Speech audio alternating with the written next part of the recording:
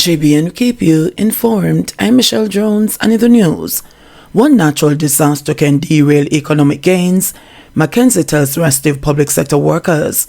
Local Government Minister Desmond Mackenzie says those public sector workers seeking a significant increase in pay must be mindful that the country's economic progress can be derailed by one natural disaster.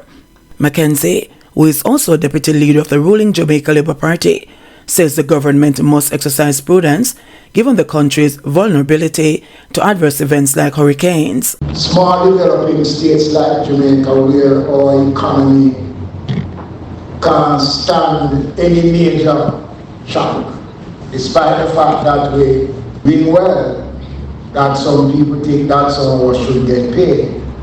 One impact can literally wipe away all the gains that we have made. The government has placed the country in a much better position financially, because if we are impacted tomorrow, the government don't have to wait for anybody to come to give us some aid. We are in a position that we can find money to respond.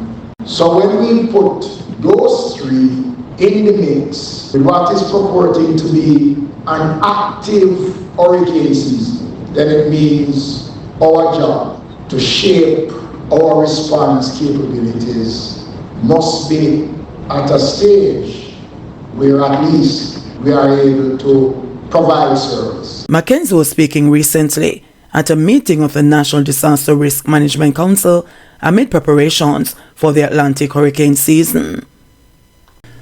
Ocheri's game shop robbed of over $2.9 million. Two men pulled off a $2.9 million robbery at a game shop at the Little Port Plaza in Ocheri's, St. Anne on Thursday morning. Reports are that a 35-year-old bartender had arrived at the Lucky Number shop at about 9:40 a.m. and had just opened up the gaming shop and bar when one man entered and asked for a cigarette. After that, the first customer was joined by a second man. The first customer was joined by a second man who ordered a half flask of rum. The bartender was in the process of serving the customer when the man that had ordered the cigarette pulled a gun, pointed it at her. The bartender was in the process of serving the customer when the man that had ordered the cigarette pulled a gun, pointed it at her, and both men demanded cash. The gunman then took a sum of $2,987,500 as cash from a safe and $6,200 as cash on the bar. The men then absconded on foot. The safe was not locked. The Ocheri's police are investigating. Man fatally shot in police operation in St. James. A man was fatally shot during an alleged shootout with the security forces in Tucker, St. James on Friday morning. The police say a gun was seized at the scene. The deceased has been identified as 29-year-old Chef Otis Edwards, who resided in the Tucker community. The police report that about 5:45 a.m., a joint police military team was on an operation in the area when the now deceased was seen. He reportedly opened fire at them, which was returned. The man was sit in the exchange. Director of Complaints at Indicom Western Office, Errol Chateau, said that the investigative oversight body is aware of the incident and is carrying out an investigation. Prison authorities probing how cartel had 2 cell phones behind bars. The Department of Correctional Services, DCS, has launched an investigation after 2 cell phones were seized from convicted dancehall artist Vybz Kartel at their part at the Tower Street Correctional Facility in Kingston. The DCS confirmed that the artist, whose given name is Adija Palmer, was among 3 inmates who were found in possession of the prohibited items on the block where he's been housed.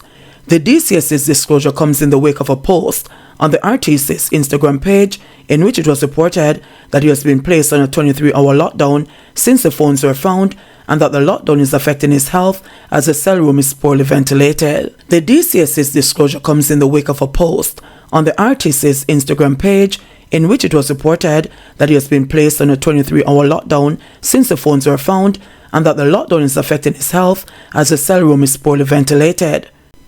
Kartel, who reportedly has thyroid issues since the lockdown, has not been breathing properly, the post claimed. The post further claimed that the lockdown order was imposed by a superintendent was ill will against the entertainer and described the order as a draconian style of punishment. However, the DCS, when contacted, rebutted the claim that Cartel is on lockdown. The department said that the phones were taken from the entertainer, but that he was not placed on lockdown as he's been kept in his regular cell. The DCS, however, said his movement has been restricted pending the outcome of the investigation. It also indicated that it has not received any complaints from the artist about his health. In April 2014, Cartel, Sean Storm, given name Sean Campbell, Kahira Jones, and Andre St. John were convicted for the August 2011 killing of Clive Lizard Williams at a house in Avondale, St. Andrew. Williams' body was never recovered. Cartel was ordered to serve 35 years before he is eligible for parole, while Sean Storm's parole eligibility period was set at 25 years. St. John and James will have to serve 30 and 25 years respectively before they are eligible for parole. The men, whose local appeal was refused by the Court of Appeal, are waiting on the Privy Council to hear their case. In February, the Privy Council rejected an application from Palmer to introduce fresh evidence. Teen among two accused of chopping man to death in Yalos. A 16-year-old boy is among two charged for murder following an incident in Yalos, St. Thomas on May 13. Charged with the murder of 25-year-old Ricardo Grant of Dudley Burke Lane are Damien Grant and the teen, both of Dudley Burke Lane, Yalos in the parish. Reports from the Morant Bay Police are that about 9 p.m. Damien and the 16-year-old accused Ricardo of exposing himself to their family member and an argument developed. It is alleged that both of the accused attacked Ricardo and inflicted several chop wounds to his body. He was assisted to the hospital where he was pronounced dead. Damien and the teen were handed over to the police where they were charged following a question and answer session in the presence of their attorney. Two held in connection with Portland double murder. Two people have been taken into custody for questioning in connection with Tuesday's double murder in Port Antonio, Portland. Shade Pink, 28, of Campbell Avenue, and the 23-year-old Keno James of Johntown District were shot dead at Campbell Avenue. Investigators seized several cell phones and reviewed CCTV footage as part of their probe into the double murder. Detectives theorize that the killings could stem from a love triangle, contract killing, or scamming activities. Pink and James were among a group of people playing dominoes when a car drove up and a man alighted and shot them. They were pronounced dead at hospital. Waterford Council wants minimum bachelor's requirement for political reps. Waterford Council Fenley Douglas wants a minimum qualification requirement of a bachelor's degree for representatives seeking political office. The qualification, he maintains, must be ascertained even before they apply to their party for consideration to contest elections. Douglas, a staunch advocate for salary increases and benefits for councillors, described the salary they were receiving prior to the increase, announced last week by Minister of Finance and Public Service, Dr. Nigel Clark, as embarrassing, inadequate, and a slap in the face. He welcomes the government's decision to grant a salary increase to councillors, noting that in some cases, where councillors have minimum qualifications, it is well deserving. I welcome the increases as a hard-working and qualified councillor, Douglas said in an interview.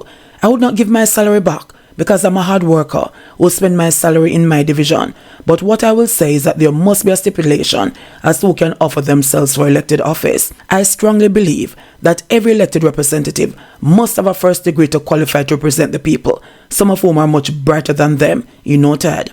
According to Douglas, it makes no sense having political representatives without a minimum qualification collecting huge salaries, while in other areas of government, a minimum qualification of a first degree is required. How can we have persons handling millions of dollars, as in the case of the Constituency Development Fund, for example, and don't even have a minimum qualification? If not tailoring a bank nowadays as to possess the first degree, the Portmore Municipal Councillor noted. He said a manifestation of lacking requisite educational background and experience is seen in budget overruns or projects. We are seeing projects going to tender for a few $1 million, running to tens of millions before completion. This is also an indication of a lack of knowledge, among other factors, Douglas outlined. The Waterford councillor says along the salary increases granted, there should be further clarification of a council status in government's service operations. Right now, we don't know if we're a public servant or a civil servant. We are told that we're not even a member of staff at the municipal corporations. All this should be clarified, he said, arguing that a stipulated qualification would define their status. Douglas said traveling and motor vehicle upkeep, along with other benefits, should also be considered by government as part of the overall remuneration package. Jamaican man arrested on drugs and firearm offenses in the U.S. The United States Immigration and Customs Enforcement ICE has arrested a Jamaican man on multiple criminal charges, including narcotics, firearm, and motor vehicle theft. ICE said that the unidentified 23-year-old man was originally authorized to enter the United States under a temporary tourist visa for a limited time, but remained beyond the terms of his visa. In May 2019, ICE said the Jamaican was arrested by the Boston Police Department on charges of conspiracy to violate the Controlled Substance Act, carrying a firearm with ammunition, narcotics possession with intent to distribute, carrying a firearm without a permit, possession of ammunition without a firearm identification card, and possession of a firearm with a defaced serial number. Our immigration system is not meant to provide a pathway for those seeking to engage in criminal activity, said Enforcement and Removal Operations ERO Boston Field Office Director Todd Lyons. ERO Boston will apprehend and seek to remove unlawfully present individuals who violate local narcotics and firearms laws. The public safety of our communities is ERO Boston's mission. Fire in Jonestown leaves at least 11 people, including children, homeless. At least 11 people, including children, are now homeless after a large fire gutted several houses in Jonestown, Kingston, Friday afternoon. Preliminary reports are that sometime after 12 noon, the fire was noticed coming from one of the dwellings. An alarm was raised, and residents tried to put out the blaze to no avail. The fire brigade was called, and several units responded, and the fire was contained. However, the houses were already engulfed. Dayton Foster, a fire victim, said she lost everything. The inconsolable woman said among the top of her worries is her children. "Me lose everything. Me just worried about my children," she said. "I'm just worried about getting help for my children. God sees and he knows. But the greatest thing is that we have life today," she added. Another victim, who gave her name as Beverly, said she was in the bathroom when she noticed something was wrong. She stated that she tried wetting the other dwelling that was on fire with water to save her home, but it was not enough. "I was in the bathroom bathing and I didn't have on my clothes. Me hear my next door neighbor Stacy screaming, say find the other girls in the room by the front. By the time I start put on my clothes fully upon me, I see people run out with sand and water for throw in our house. But when I looked through the door, the fire was raging. So all I could do was to tell her to call the fire brigade. But it seemed like she panicked, because instead of calling them, she was just running up and down," she recalled, adding that her neighbor's gas cylinder caused a loud explosion. Beverly only managed to salvage her cell phone, documents, and the suit of clothing she had on, adding that among the lost items were 2 sewing machines, a 3-piece couch, fridge, and a stove. JBN, we keep you informed. Please remember to subscribe, like, share, leave us a comment, and click the notification bell to receive our daily news items.